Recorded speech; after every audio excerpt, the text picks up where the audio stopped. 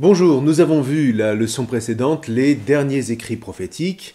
Alors, désormais, après Malachie, plus aucun prophète ne va se lever en Israël, mais ça ne veut pas dire qu'on arrête de penser pour autant. Même si l'époque reste troublée, on étudie les textes qui ont désormais été mis par écrit sur les rouleaux, et puis on réfléchit. Non seulement on réfléchit, mais on écrit cette réflexion sur le sens de l'histoire, de sorte que naissent à cette période ce qu'on va appeler les écrits de sagesse. Le sage, c'est un homme qui a voyagé, qui est entré en contact avec d'autres cultures, et qui a comme ça accumulé une véritable expérience pratique éprouvée par le temps. Alors il livre le fruit de sa méditation concernant les grandes questions des hommes. Pourquoi le mal ? Quel est le sens de notre vie? Quel est le sens de l'univers? Qu'est-ce qu'un ami? Comment être heureux? Etc., etc. Tout ça sous des formes assez diverses, des sentences, des poésies ou même des petits récits moraux ou symboliques plus ou moins habillés historiquement. Mais tout ça en s'appuyant toujours sur l'expérience de l'alliance de Dieu depuis Moïse. En quelque sorte, on tire la leçon de l'espérance qui habite le cœur juif, une espérance qui a traversé bien des épreuves, qu'on a cru perdue, mais que les prophètes ont su rallumer. Bref, au milieu de tous ces événements, au milieu des chutes, des relèvements, eh bien, on interroge. Qu'est-ce qu'on a appris ? Comment ces leçons peuvent nous aider à vivre dans le présent concrètement, quotidiennement ? Et puis surtout, comment est-ce qu'elles peuvent alimenter une espérance qui soit solide ? Celle de voir venir le jour de Dieu, c'est-à-dire le jour où le Messie apportera la paix promise à son peuple vis-à-vis des nations du monde entier.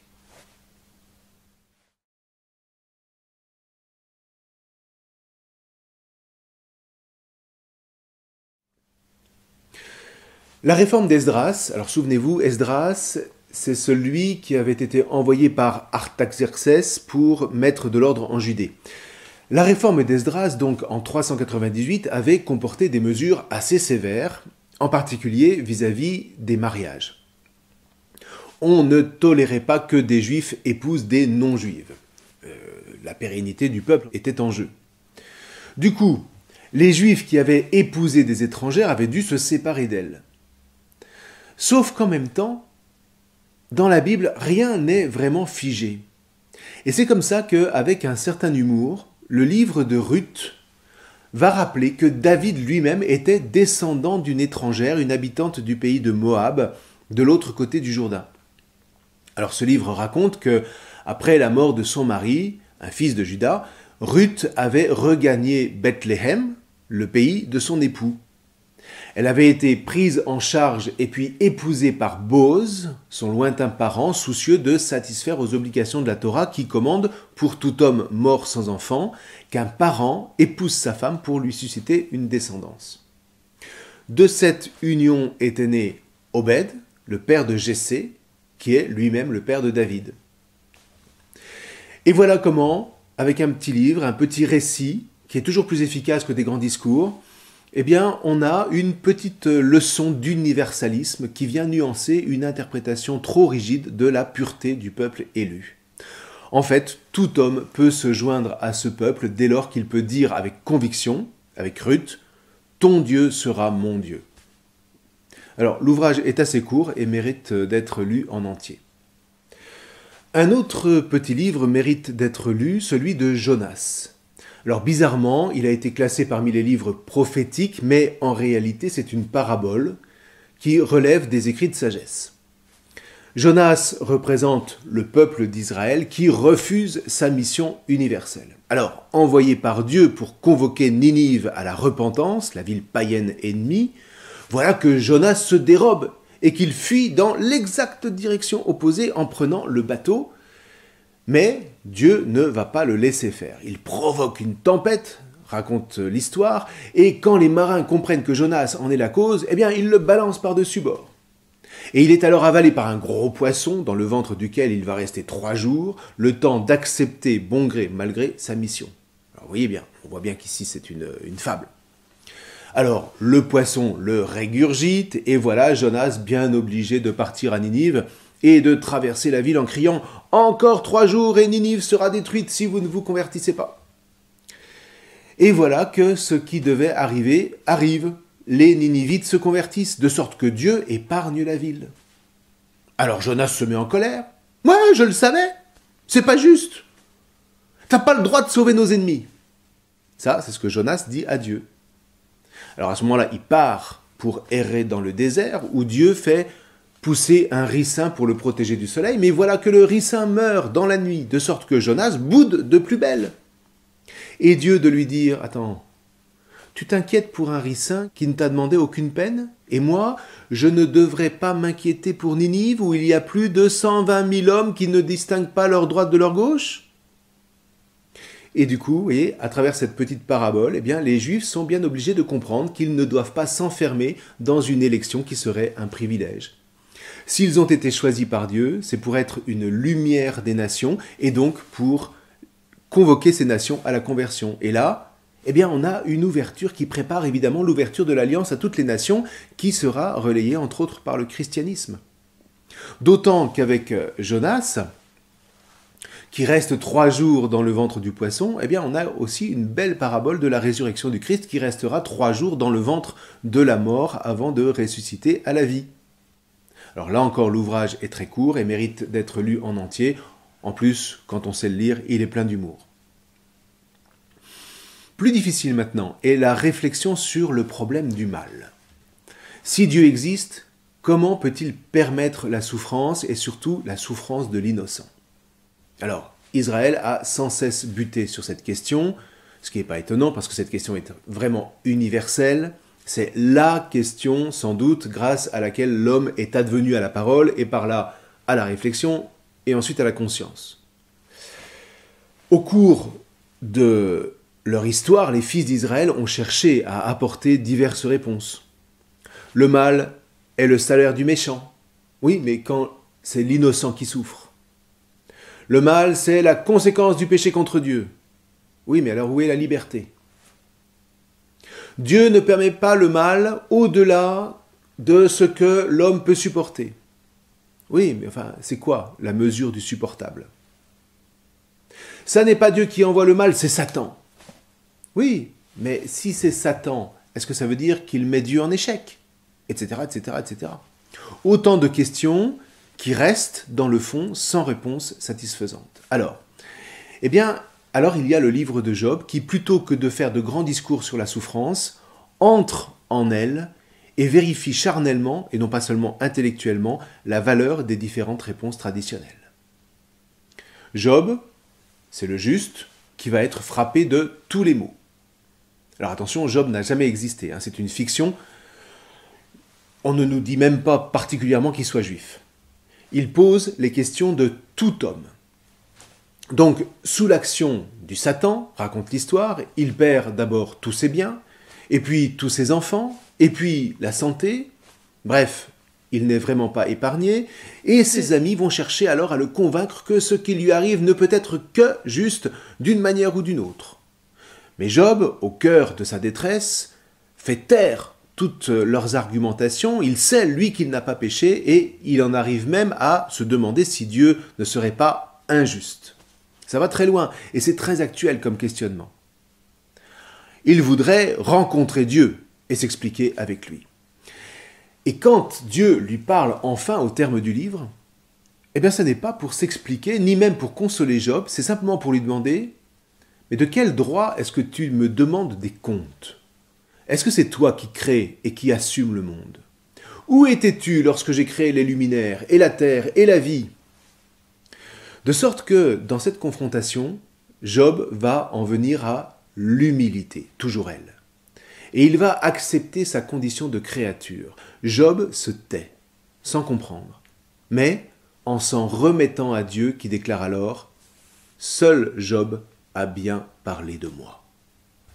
Ce qui veut dire que les meilleures explications du mal ne valent rien et que seule reste la foi, c'est-à-dire la remise de soi à un autre, à Dieu, qui reste la seule lumière qui ne s'éteint pas lorsque les ténèbres nous envahissent. Alors ça peut paraître léger dans la mesure où le mal reste un scandale. Mais retournez la question comme vous voulez, révoltez-vous, lisez Camus ou Nietzsche ou les frères Karamazov de Dostoïevski, ce que vous voulez, mais à terme, la foi se présentera toujours comme le seul recours de la liberté, non pas pour éviter le mal, mais pour pouvoir le traverser en vainqueur. Encore une fois, ça n'a rien d'intellectuel, c'est du pur charnel. Ce que le Christ plus tard vivra jusqu'au bout. Alors non plus comme une fiction, mais dans la vérité de sa chair, dans sa passion. Et lui-même ne donnera pas d'explication. Il affirmera seulement dans sa chair qu'il est possible de vaincre le mal par l'amour et que cette victoire est source de vie. Si on ouvre enfin le livre des Proverbes, on s'aperçoit que cet ouvrage illustre bien ce qu'est la littérature de sagesse et toute son évolution. Il est constitué de 9 collections de sentences d'origine et de formes très différentes. Certains textes pourraient remonter au roi Salomon, auquel est attribué le livre. La collection des sages peut être rapprochée des textes égyptiens qui sont similaires. 2 ensembles ont pour auteur des sages étrangers, ce qui indique combien la réflexion d'Israël restait très ouverte au courant de pensée de l'époque. Alors globalement, la leçon enseignée reste d'ordre assez pratique. L'important, c'est de réussir dans la vie présente. Alors pour le coup, il est entendu pour le livre des Proverbes que la vertu conduit au bonheur et que le vice conduit à la mort. Une vision des choses dont le livre de Job montre justement l'insuffisance. Comme l'affirment les sages juifs eux-mêmes, vous voyez, la réflexion qui n'est basée que sur la raison humaine ne saurait livrer le secret dernier de la vie. C'est toute la différence entre le livre des Proverbes, qui est une réflexion de la raison, et puis le livre de Job, qui est une réflexion charnelle. Bon, ceci dit, l'important n'est pas là dans ce livre, l'important est dans l'appel qui retentit, qui est lancé par la sagesse personnifiée. La sagesse n'est pas le fruit d'une construction de la raison raisonnante qui se ferait son propre système sécurisant de pensée. D'emblée, la sagesse se présente comme universelle. Lorsqu'elle appelle, c'est tous les hommes qu'elle appelle. Et pour ça, elle va se poster aux meilleurs endroits. Elle va sur les places, elle va aux coins les plus bruyants, aux entrées des portes des villes, au sommet des montagnes, aux croisées des chemins, etc., etc. Et elle promet la vie à qui répond à sa convocation. Et puis, elle invite à table. Parce que la sagesse, encore une fois, c'est charnel. Elle est tout entière dans la relation de l'homme à Dieu et de l'homme à son prochain. Elle se vante d'avoir été créée depuis toujours et d'avoir participé activement à la création.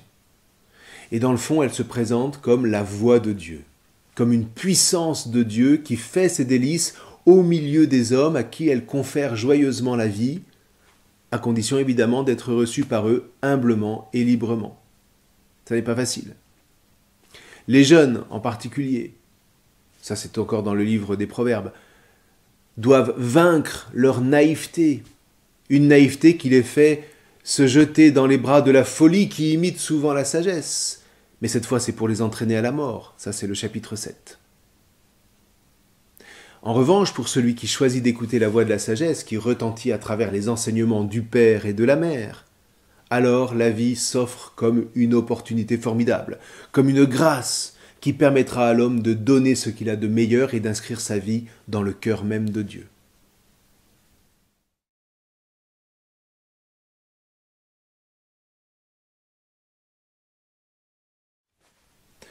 Alors, pour cette période grecque, commençons par un livre un peu étrange qui s'appelle le Kohelet, ou, dans certaines Bibles, l'Ecclésiaste. Ce livre est assez étrange parce qu'il dénote vraiment avec tous les autres livres de la Bible, au sens où on a l'impression d'avoir affaire à un sceptique complètement désabusé. Il n'arrête pas de dire « vanité des vanités, tout est vanité ». L'action, la politique, l'amour, le plaisir, tout ça, ça n'est que du vent. Alors, résultat, autant s'aménager une petite vie sans histoire. On festoie pour se divertir et le vin permet d'égayer la vie, dit-il au chapitre 10.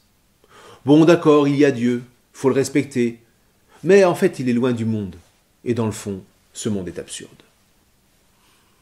Alors ouais, il y aurait beaucoup de choses à dire sur ce livre, mais le plus important, et ce qui est formidable, c'est qu'il met en réalité des mots sur les angoisses existentielles des hommes. Il donne la parole au désespoir qui les envahit face à l'absence de sens dans leur vie, et puis surtout face à toutes les fausses réponses qu'ils tentent de se donner pour se rassurer. Dans le fond, il agit comme une psychanalyse. Alors du coup, c'est vrai que ça décape un petit peu. On passe d'une impasse à l'autre, au point que ça en devient même oppressant, sauf que le Qohélet oblige le lecteur à faire un choix. L'auteur ne fait pas ce choix, mais c'est quand même un livre biblique. Donc, il a un rôle, un peu comme les psaumes à sa manière. Mais là où les psaumes, eux, vont mêler la foi et l'espérance à tous les maux qui sont traversés, le Qohélet, lui, va exorciser le sortilège de tous les faux enchantements terrestres. Du coup, une fois le livre terminé, c'est au lecteur, adulte, éclairé par la Torah et par les prophètes, encore une fois, de choisir. Ne serait-ce que de choisir de continuer la lecture, parce que le livre suivant, lui aussi, est tout à fait surprenant. Ne serait-ce que parce qu'il n'y est jamais question de Dieu. Du moins en apparence. C'est le cantique des cantiques, c'est-à-dire le chant des chants, une manière hébraïque de dire le plus beau de tous les chants. Alors il s'agit cette fois d'un long poème qui célèbre les joies de l'amour qui unit l'homme et la femme dans le mariage, qui mêle leurs âmes et leurs corps selon le plan de Dieu, ce qui leur permet de pleinement s'accomplir. Depuis le premier verset, qu'il me baise des baisers de sa bouche, jusqu'au dernier, hâte-toi mon bien-aimé, c'est l'amour qui mène le jeu. Enivrez-vous d'amour, je suis malade d'amour, etc., etc. Voilà, un amour qui éclate dans l'émerveillement réciproque de deux époux qui se cherchent, qui jouent, sans jamais se saisir de l'autre comme un objet, mais sans cacher aussi le caractère profond, pénétrant, violent même de l'amour véritable. L'amour est fort comme la mort, chante la fin du cantique. Seulement voilà, à partir de là, soit on lit ce chant comme une simple exaltation de l'amour, soit on le lit dans le contexte biblique auquel il appartient, et là, il révèle ce que le prophète Osée décrivait déjà avec tant de passion. Ce chant parle en fait de l'amour de Dieu pour son peuple. Ou plus exactement, il parle des noces mystiques de Dieu avec son peuple. De sorte que se trouve magnifiée l'idée selon laquelle l'amour de l'homme et de la femme est la réalité humaine qui permet le mieux d'entrevoir la nature de la véritable relation qui unit l'humanité avec Dieu. En se découvrant dans leurs différences, mais aussi dans une réciprocité parfaite, voilà que deux êtres donnent sens à la création divine. Ils reflètent Dieu lui-même. C'est une notion qui ira jusque dans l'Apocalypse, qui célèbre les noces de l'agneau avec l'Église, c'est-à-dire le rassemblement de tous ceux que le Christ aura pu sauver. Et l'Apocalypse se termine d'ailleurs par un appel semblable à celui qui clôt le Cantique des Cantiques. L'Esprit et l'Épouse disent « Viens ». Celui qui entend qu'ils disent « Viens ». Celui qui donne ce témoignage déclare « Oui, je viens sans tarder. Amen. Viens, Seigneur Jésus ». Voilà. Alors avec tout ça, on va rapidement évoquer deux derniers livres de la même période, Tobie et le Siracide. Tobie, c'est un conte qui se situe au temps de l'exil, qui exalte les vertus traditionnelles de l'homme juste. Et alors pour le coup, c'est un livre qui est très reposant. Tobie, resté fidèle à la Torah de ses pères, malgré l'interdiction des Babyloniens, devient aveugle. Alors on s'interroge, tu vois ? À quoi ça t'a servi d'être juste puisque Dieu a permis que tu deviennes aveugle ? Là, pas de réponse, sinon celle de la foi du juste. Toujours est-il qu'il envoie son fils un jour, alors qu'il s'appelle aussi Tobie Junior, pour récupérer de l'argent qu'il avait déposé dans une ville lointaine. Et sur le chemin, Tobie Junior est rejoint par un messager. On découvrira à la fin qu'il s'agit de l'archange Raphaël.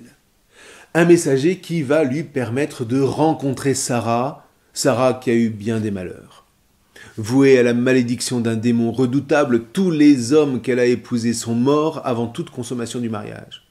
Mais grâce au messager, Tobie va pouvoir la délivrer de son mal et l'épouser. À la fin du récit, Tobie Junior revient et guérit Tobie le père, grâce encore à l'intervention miraculeuse de Raphaël. Alors voilà, ce que nous dit ce livre, qui est un pur roman, c'est que Dieu peut paraître parfois lointain, mais en réalité, il ne cesse jamais de s'occuper des justes, qu'il délivre de leurs maux, dans toute la mesure où, par leur fidélité, ils savent accueillir les messagers, ou les anges, parce que messager et ange, en hébreu, c'est le même mot. Ces messagers, donc, que Dieu leur envoie. Et puis enfin, le livre du Siracide, qui se présente comme la traduction en grec de l'œuvre du grand-père de l'auteur, écrite au début du IIe siècle avant Jésus-Christ. À un moment où beaucoup de Juifs sont tentés de lâcher la tradition de Moïse au profit de la culture grecque, Sira, c'est le nom du grand-père, entend montrer que seule la foi en Dieu peut procurer la véritable sagesse et conduire au bonheur. Alors, c'est pour beaucoup une collection de considérations morales d'un homme pieux et avisé, persuadé qu'en dépit de toutes les difficultés de la vie, tout s'arrange pour celui qui est fidèle à la Torah. Alors, il s'interroge sur beaucoup de questions diverses. Comment acquérir la sagesse? La rétribution de chacun à la fin de sa vie? La place du culte et des prêtres dans la vie d'Israël? D'où vient le péché et la mort qui s'ensuit? Qu'est-ce que le bonheur? Et surtout, comment le garder? Pour ça, il faut être prudent, dit-il, être méfiant vis-à-vis des ennemis, même des femmes. Être méfiant de ses propres amis, il faut les éprouver. Il s'interroge sur la famille, sur l'orgueil, sur l'humilité, sur la langue et les paroles qu'elle profère, sur le mensonge, la justice, la richesse, la pauvreté, sur la vie politique. Il admire la création. Enfin voilà, vous voyez, c'est assez divers, c'est très très riche. Alors il ne faut pas le lire comme un roman pour le coup, il faut aller picorer 2-3 considérations de sagesse, surtout quand on s'interroge soi-même sur ces sujets. En tout cas, on ne perd jamais son temps à aller interroger les anciens quand ceux-ci ont de l'expérience, et c'est le cas, en l'occurrence, de Sira. Voilà, en gros, pour les écrits de sagesse de cette époque, en eux-mêmes, ils sont moins importants que la Torah et les prophètes. Ils ne racontent pas l'histoire de Dieu avec son peuple, mais ils s'en inspirent pour délivrer un message qui répond vraiment aux questions du cœur de l'homme et l'accompagne dans sa découverte de la création, de la vie, de la liberté dont Dieu veut le gratifier. Alors, ceci dit, l'histoire, elle, ne s'arrête pas. On prendra le temps de voir les soubresauts de toute cette période la prochaine fois. N'oubliez pas le quiz pour fixer les points importants de cette leçon. Je vous remercie.